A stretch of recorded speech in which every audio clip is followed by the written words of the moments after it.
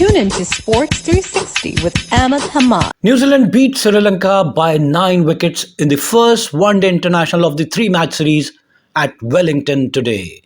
Winning the toss and opted to field first, New Zealand restricted Sri Lanka to 178. Batting first, Sri Lanka were bowled out 178 in 43.4 overs. In reply, New Zealand achieved the target for the loss of just 1 wicket in 26.2 overs. Two brilliant partnership, 93 for the opening wicket and 87 runs unbroken partnership for the second wicket took New Zealand to home. Sri Lanka, after being put into bat first, lost their first wicket in the fifth over, and their opener Pathum Nissanka was first to go at 15. Sri Lanka were 15 on the board, and Pathum Nissanka, after scoring 9, he faced 18 balls, hit 1-6. His strike rate was 50, and he was caught by Mitchell Santner off the bowling of Matt Henry. 3 runs later, Sri Lanka lost their second wicket, and that is of Kushal Mendes, one-down batsman, was out after scoring just 2 from 8 balls. He was clean bowled by Duffy. Third to go was Fernando, the 2-down batsman, and he was unfortunately run out on the last ball of the 9th over. Sri Lanka were 23 and Fernando could only score 3 from 9 balls, and he was run out by New Zealand captain Mitchell Santner. But Sri Lanka were in deep trouble as they lost back-to-back wicket and second wicket of the captain Charith Asalanka. He was out, caught by Hay off the bowling of Smith without scoring. He faced 5 balls and was out without scoring. So Sri Lanka were 23 for the loss of 4 wickets inside 10 overs. Inside first power play, they lost their 4 wickets and could only score 23 runs, almost 2.3 runs per over. So they were really bogged down and were in deep trouble. Then they had a partnership of 87 runs of 94 balls for the 5th wicket between Liyanage and Fernando.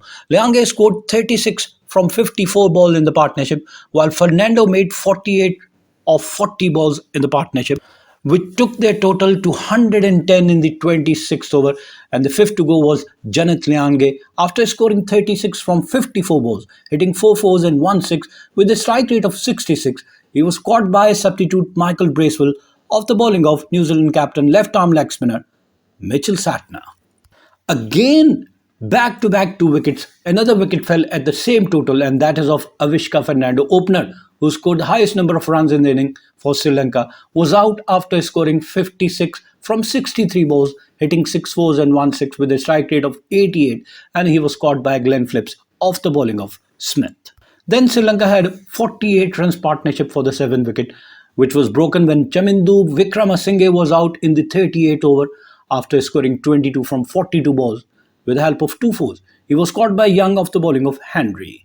Sri Lanka lost the 8th wicket at 175. Wanindu Hasaranga was out after scoring 35 from 33 balls, hitting 4 fours and 1 6 with a strike rate of 106. He was caught by Mitchell Santner off the bowling of Matt Henry, and then Sri Lanka lost their 9th wicket at 176. Ishan Malinga was out after scoring 4 runs. He was caught by Matt Santner off the bowling of Henry, and their 10th and final wicket fell at 178. Ashita Fernando was the last man to go in the 44th over after scoring just 2 runs from 8 balls. He was caught by Mitchell Hay off the bowling of Duffy.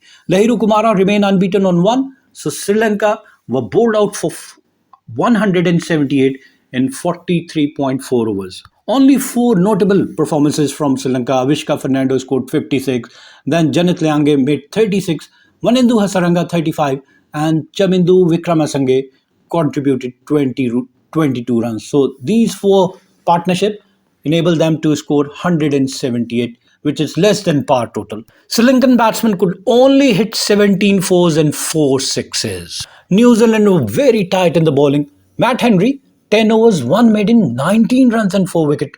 Economy of 1.90, and of his 10 overs, he bowled 46 dot ball and was hit for 4 only once. Jacob Duffy, 8.4 overs, 39 runs and 2 wicket. 4.50 is his economy. He bowled 35 dot ball.